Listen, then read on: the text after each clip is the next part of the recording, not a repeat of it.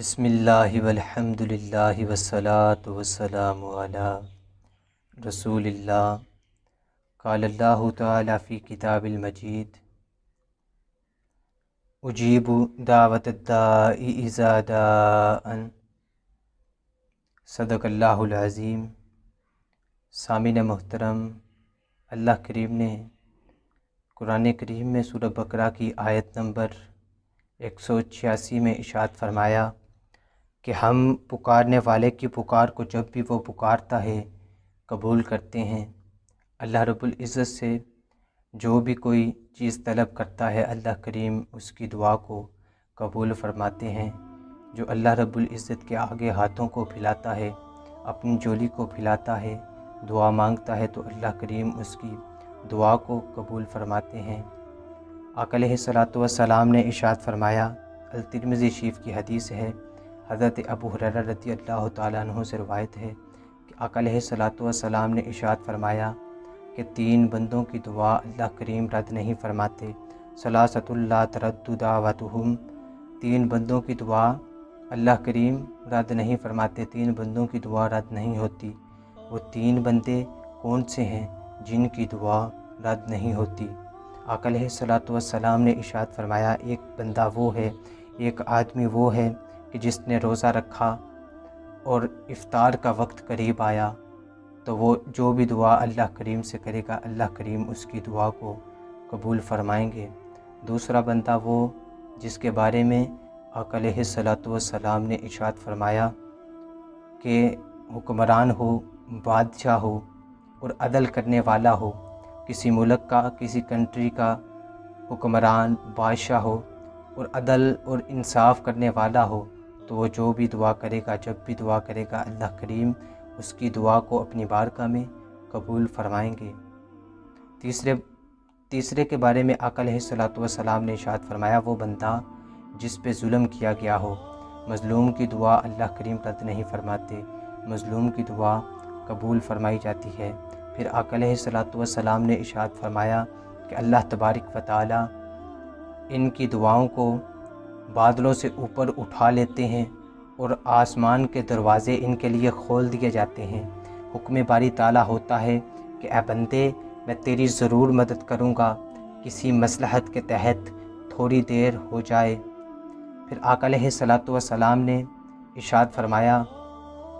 سامعین محترم، اگر کسی بندے کی دعا قبول ہونے میں کچھ دیر ہو جائے تو اس کو دعا چھوڑنی نہیں چاہیے، بلکہ دعاؤں کا سلسلہ جاری رکھنا چاہیے، دعا چھوڑ نہیں دینی چاہیے۔ آقا علیہ الصلوۃ والسلام نے ارشاد فرمایا، البیہقی شریف کی حدیث ہے کہ حضور صلی اللہ علیہ وآلہ وسلم نے ارشاد فرمایا کہ اللہ رب العزت کا کوئی پیارا بندہ، کوئی نیک بندہ، کوئی محبوب بندہ جب بھی اللہ رب العزت سے کوئی دعا مانگتا ہے، اپنے ہاتھوں کو پھیلاتا ہے، اپنی جولی کو پھیلاتا ہے، اللہ رب العزت سے کوئی بھی چیز طلب کرتا ہے تو حضرت جبرائیل علیہ السلام اللہ رب العزت سے عرض کرتے ہیں کہ الہی تیرا بندہ تجھ سے کچھ مانگ رہا ہے، تو اللہ تبارک و تعالیٰ ارشاد فرماتے ہیں کہ اے جبرائیل اسے ابھی کچھ نہیں دینا، ابھی تھوڑی دیر ٹھہر جاؤ، کیونکہ مجھے اچھا لگتا ہے کہ یہ پھر دوبارہ مجھ سے مانگے، ابھی اس کو پھر مانگنے دو، مجھے اچھا لگتا ہے، مجھے اس کی آواز پسند ہے۔ اور آقا علیہ الصلوۃ والسلام نے ارشاد فرمایا، دوسری طرف اگر کوئی کافر یا فاسق اللہ رب العزت سے دعا کرتا ہے، کوئی چیز مانگتا ہے تو اللہ رب العزت ارشاد فرماتے ہیں کہ اس کی دعا کو جلدی سے پورا کرو، اس کو جلدی سے عطا کر دو جو مانگ رہا ہے، کیونکہ میں نہیں چاہتا یہ پھر مجھ سے مانگے، مجھے اس کی آواز ناپسند ہے۔ سامعین محترم، جب دعا کی قبولیت کا وعدہ اللہ تبارک و تعالیٰ نے کیا ہے اور آقا علیہ الصلوۃ والسلام کا فرمان ہے تو روزے دار کو روزہ افطار کرتے وقت ضرور دعا کرنی چاہیے، انشاءاللہ اس کی دعا قبول ہوگی۔ اگر کسی کی دعا قبول ہونے میں کچھ دیر ہو جائے تو اس کو دعا چھوڑنی نہیں چاہیے، کیونکہ حضرت موسیٰ علیہ السلام نے دعا کی کہ اے الہی فرعون اگر ایمان نہیں لاتا تو اس کو برباد کر دے، اس کو غرق کر دے، تو دعا قبول ہو گئی۔ لیکن 40 سال کے بعد حضرت ابراہیم علیہ السلام نے آقا علیہ الصلوۃ والسلام کے لیے دعا کی، لیکن دعا قبول ہو گئی 3000 سال کے بعد، 3000 سال لگ گئے دعا کو قبول ہونے میں۔ تو آپ کو اگر کوئی دعا قبول نہ ہو، کچھ دیر ہو جائے، تو دعا کو چھوڑنا نہیں چاہیے۔ اور آقا علیہ الصلوۃ والسلام نے ارشاد فرمایا کہ جب مسلمان دعا کرتا ہے اور دعا ایسی نہ ہو کہ جس میں قطع رحمی اور گناہ والی کوئی دعا ہو، تو اللہ کریم 3 چیزوں میں سے ایک چیز اس بندے کو ضرور عنایت فرماتے ہیں۔ وہ کون سی 3 چیزوں میں سے ایک چیز ہے جو اللہ رب العزت اس بندے کو عطا فرماتے ہیں؟ آقا علیہ الصلوۃ والسلام نے ارشاد فرمایا کہ ایک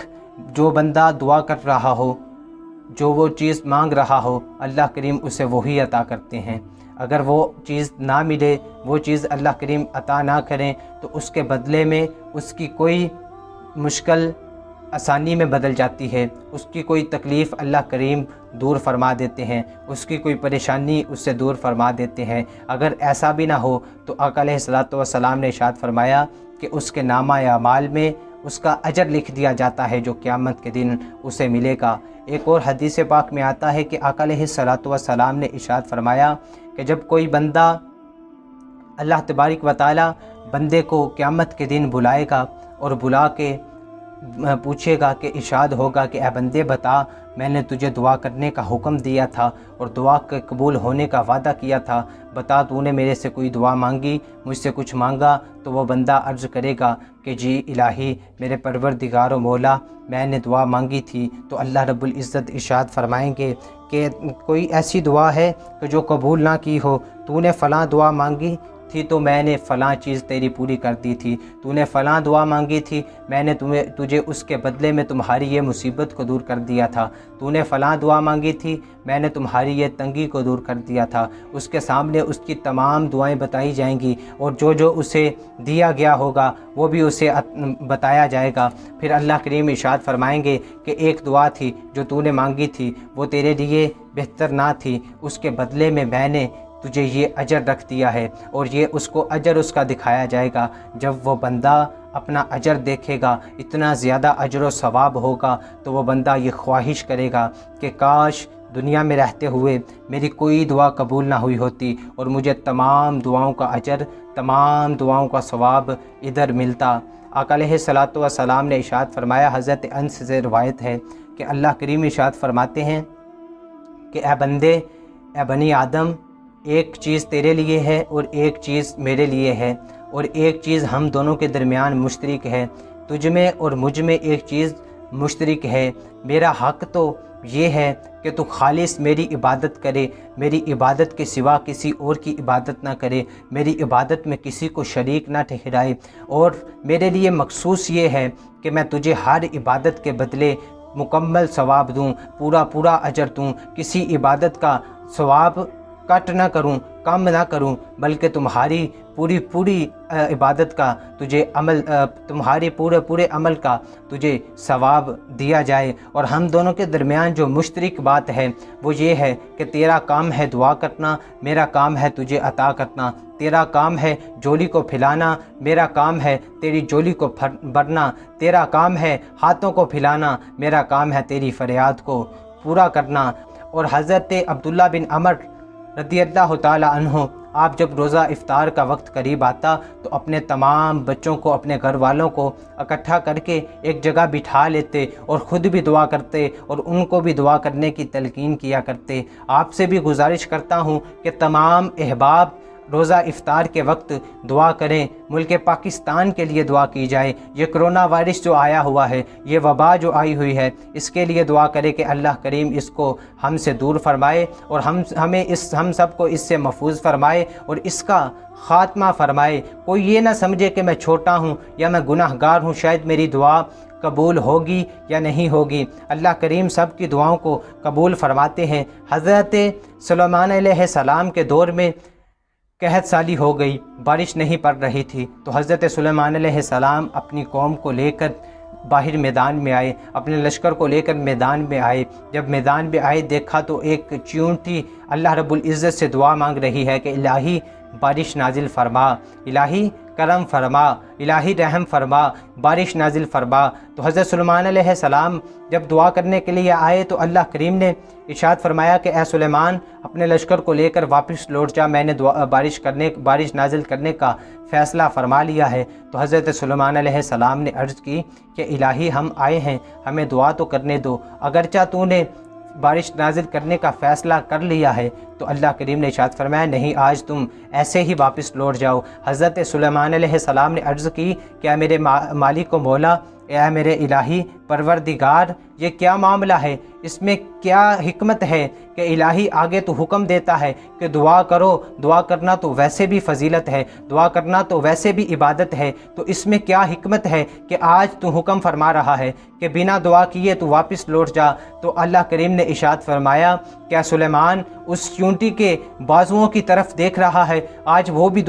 وہ دعا مانگ رہی ہے، آج میں نے ارادہ فرما لیا ہے کہ میں اس کے کہنے پہ بارش نازل کروں گا۔ اگر آپ نے بھی دعا کر لی تو اس چونٹی کے دل میں خیال آئے گا، اس چونٹی کے دل میں یہ خیال آئے گا کہ اللہ کریم نے میرے کہنے پہ نہیں بلکہ پیغمبر کے کہنے پہ بارش نازل کی، بلکہ سلیمان علیہ السلام کے کہنے پہ بارش نازل کی۔ تو میں چاہتا ہوں آج میں چونٹی کے کہنے پہ بارش نازل کروں، اس لیے آپ بنا دعا کیے واپس لوٹ جائیں۔ ہر کوئی دعا کرے، روزہ افطار کا وقت قریب ہو تو ہر کوئی اللہ رب العزت سے مناجات کرے، اللہ رب العزت سے دعائیں مانگے، اپنے لیے بھی مانگے، اپنے گناہوں کی بخشش کے لیے مانگے، اپنی